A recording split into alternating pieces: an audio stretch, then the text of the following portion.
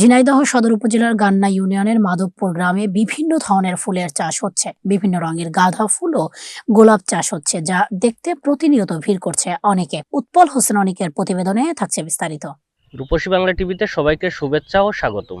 এই মুহূর্তে অবস্থান করছি আমরা ঝিনাইদহ সদর উপজেলার গান্না ইউনিয়নের মাধবপুর গ্রামে। মাধবপুর গ্রামে একটি গোলাপ বাগান আছে, সেই গোলাপ বাগানে। তো দর্শক, আমার সামনে যে গোলাপটি দেখতে পাচ্ছেন, এটা হলুদ গোলাপ।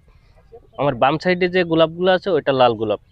ভাই আমরা কালীগঞ্জ থেকে পাইকপাড়া গ্রাম থেকে এসেছি। শুনেছি এখানে নাকি গোলাপ ফুলের বাগান আছে, তাই আমরা সবাই আসলাম বন্ধুরা মিলে এখানে ছবি তুলবো এই জন্য। নাম মোহাম্মদ প্রিন্স আহমেদ।